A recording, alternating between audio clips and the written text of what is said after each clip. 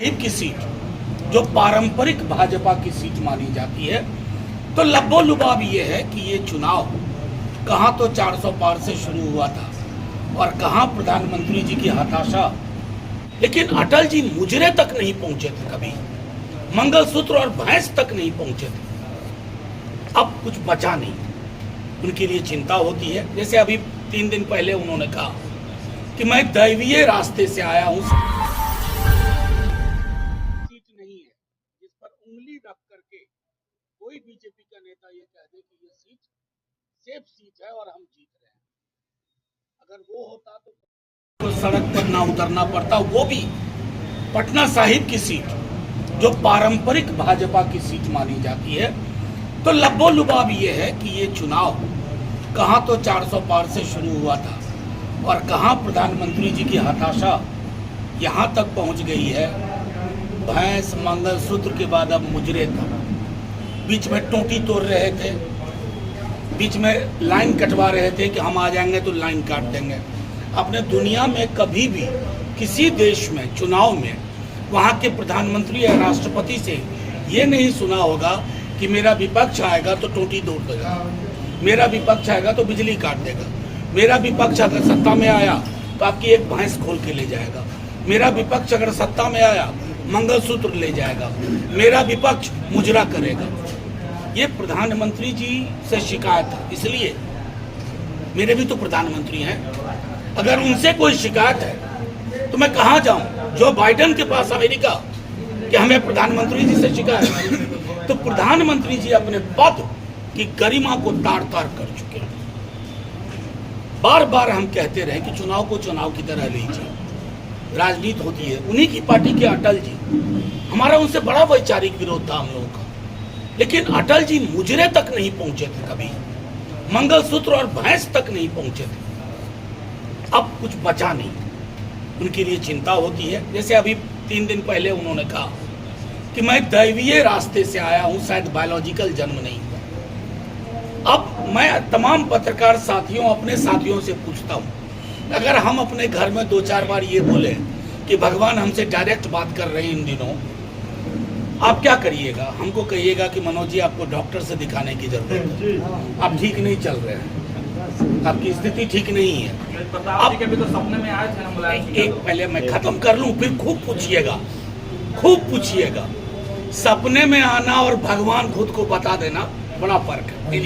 Anyway आशल का मेरा ये कहना है सिर्फ कि देश के प्रधानमंत्री को ये हमेशा ध्यान में रखना चाहिए कि चुनाव जीवन की अंतिम चीज नहीं होती। लोकतंत्र मजबूत रहेगा, चुनाव फिर होंगे। क्या बना के रख दिया? हिंदू, मुसलमान, इंडिया, पाकिस्तान, आज भी कुछ अलबल बक रहे थे। मेरा सीधे कहना है और बार बार कह रहा हूं कि जिस व्यक्ति ने 2 करोड़ नौकरी के वादे पे सत्ता संभाली थी, 20 करोड़ का हिसाब बनता है, 2 लाख भी नहीं बोल पा रहे, 2 लाख भी नहीं, 2 लाख भी नहीं, नौकरी की बात ही नहीं कर रहे। वो तो भला हो तेजस्वी यादव जी का कि नौकरी पे घेरे हुए हैं हमारे प्रधानमंत्री जी को, नौकरी नौकरी नौकरी। अब बिहार आ रहे हैं अलबल।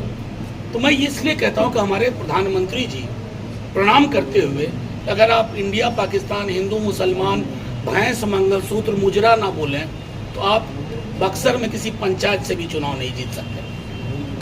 ये आपकी राजनीति। और ये अफसोस की बात, ये अफसोस की बात है कि जवाहरलाल नेहरू, जिनकी पुण्यतिथि आज है, से लेके मनमोहन सिंह जी तक, अटल जी, वीपी सिंह साहब, देवेगौड़ा जी, चंद्रशेखर जी, चौधरी चरण सिंह जी, कोई व्यक्ति गरिमा को इतना ताड़ ताड़ नहीं की। मैं बक्सर में हूं और मुझे पता है कि हमारा यहाँ जो कैंडिडेट है, बड़े सोच विचार से तेजस्वी जी, लालू जी ने भाई सुधाकर सिंह को यहाँ उम्मीदवार बनाया। अब सब जानते हैं सुधाकर सिंह जी किसान और किसानी के मुद्दे पे कितने प्रखर रहे हैं। दिल्ली का आंदोलन से लेकर के बिहार के आंदोलन तक आर्थिक न्याय हमारी सबसे बड़ी गारंटी है।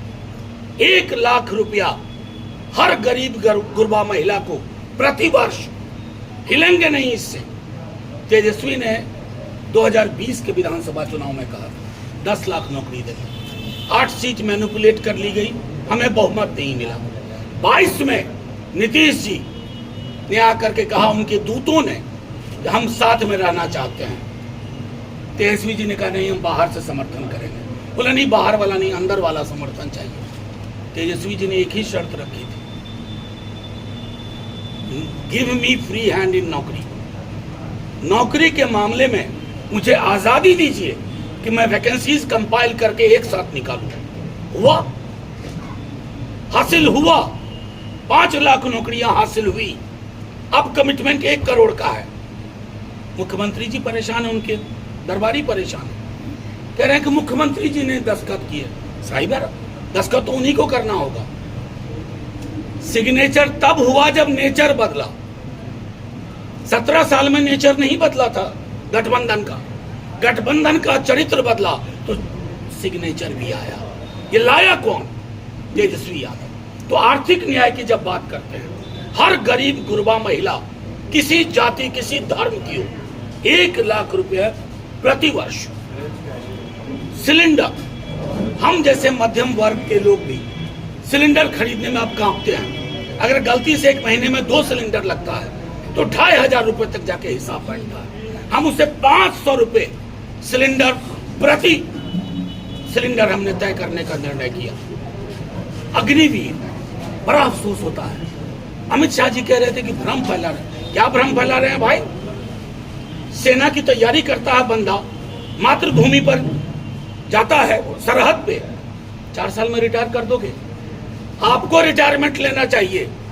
आप हमारे जवानों को रिटायर कर रहे हैं, उनको खारिज कर रहे हैं, उनकी जिंदगी, उनके सपनों को तार तार कर रहे हैं। बड़ी संख्या में बक्सर से, आरा से, अलग अलग जगहों पर लोग सेना में जाते थे, लोग रेलवे में जाते थे। रेलवे की भर्तियां आपने खत्म कर दी। हमारा कमिटमेंट है, हम चालू करवाएंगे। उस आधार पर तेजस्वी जी कहते हैं 1 करोड़ तो यूं आएगा, 30 लाख तो पहले 7 दिन के अंदर। बक्सर किसानी आंदोलन का भी जनक रहा है, ये धुरी रही। हमें पता है कि बड़े मझोले छोटे किसानों की अलग अलग समस्याएं हैं, लेकिन कुछ चीजें साफ है। हमारे, आप इसको देखिएगा, परिवर्तन पत्र हमने कमिट किया है हमारे किसानों को बिजली मुफ्त। ये मोदी जी की तरह की घोषणा नहीं है 2 करोड़ वाली, कि बाद में अमित शाह को आगे करके कहेंगे कि जुमला था। कम से कम बिहार के उत्पादों को ज्यादा से ज्यादा एमएसपी मिले, इसकी गारंटी। जितनी चीजें लगती हैं खेती में, चाहे खाद हो, बीज हो, सिंचाई की सुविधा हो, सब सब्सिडाइज्ड होगा। हम ये नहीं कहेंगे कि सब्सिडी का वहन सरकार नहीं कर सकती। सरकार कितना कुछ करेगी। सरकार अगर ये नहीं करेगी तो क्या करेगी? अगर अमीर लोगों के 16 लाख करोड़ रुपए माफ हो सकते हैं, 1 कलम के दस्तखत से पीएम ने माफ किया है, उसका तो आधे में ही हम पूरे किसान और किसानी कौम का भाग्य बदल के रख देंगे। ये हमारा कमिटमेंट है। और ये कमिटमेंट, इस कमिटमेंट के आगे कोई भी हम राजनीति को नफा नुकसान के तराजू पे नहीं तोलते हैं। हम आपको, बक्सर की जनता को वादा करते हैं कि हमारे जो कैंडिडेट है भाई सुधाकर, आपके बीच रहेंगे, हवा में नहीं उड़ेंगे। यहाँ तो दिक्कत और भी है, बिहार में 1 ही टिकट कटा, बाबा का ही टिकट कट गया। यहाँ अब बाबा बोल नहीं रहे हैं, उनकी आंखों से लग रहा है। जब से टिकट कटा है काला चश्मा पहनना शुरू किया उन्होंने, क्योंकि आंसू रोक नहीं पा रहे हैं। अब आंसू लोग ना देख ले तो काला चश्मा पहन रहे हैं, आप नोटिस कीजिएगा, जिस दिन से टिकट कर रहा है। तो हमें पता है कि हमारी प्राथमिकताएं क्या है। हमारा उम्मीदवार जमीन पे रहेगा, आर्थिक सामाजिक न्याय की बात करेगा, परिवर्तन पत्र को लेकर के आगे बढ़ेंगे, क्योंकि ताकत वो तेजस्वी यादव को दे रहे हैं। वो ताकत राहुल जी तक जाएगी, वो ताकत मल्लिकार्जुन खड़गे जी तक जाएगी, और वो ताकत इस देश को एक ऐसा लोकतंत्र देगी जहां जन सरोकार की बात हो, प्रगतिशील। कल ही मैं पालीगंज में किसानों की एक मीटिंग थी, अगड़ी जाति के किसान थे। खुद उन्होंने कहा और मैंने दोहराया, किसान की कोई जाति नहीं होती है, किसान का कोई धर्म नहीं होता है, किसान का धर्म है उसकी जमीन, किसान की जाति है उसकी फसल। तो स्पष्ट तौर पर हमारे सामने ब्लूप्रिंट है आर्थिक न्याय के लिए, किसानों के लिए, युवाओं के लिए, क्योंकि तेजस्वी यादव अब रोजगार मॉडल से दूर नहीं होंगे। उसी पर चर्चा होगी, उसी पे चर्चा होगी। और प्रधानमंत्री जी को हम देखिएगा 2 दिन के अंदर मजबूर कर देंगे कि सर मुजरे से ऊपर उठिए। बड़ा गंदा लगता है, पूरी बिहार की महिलाओं का आपने अपमान किया। जानते हैं उन्होंने क्या कहा? ललटेनिया जमात मुजरा देखा। हमारी बहन है, वोट भी तो राजद में नहीं है, वोट हमें देते हो। वो महिलाएं, वो बहन, आप उनके लिए मुजरे जैसी शब्दावली का इस्तेमाल करते हैं। छी छी प्रधानमंत्री जी, आपसे अपेक्षा कभी बहुत नहीं रही, लेकिन आप इतना नीचे गिरोगे ये भी नहीं सोचा था। अभी तो हार की आहट है, जिस दिन हार दस्तक देके घर घुस जाएगी उस दिन आप क्या करेंगे, मैं सोच सोच के परेशान रहता हूँ। शुक्रिया आप सबका, और आपके जो भी सवाल हों। सर, तेजस्वी जी ने एक चिट्ठी लिखी है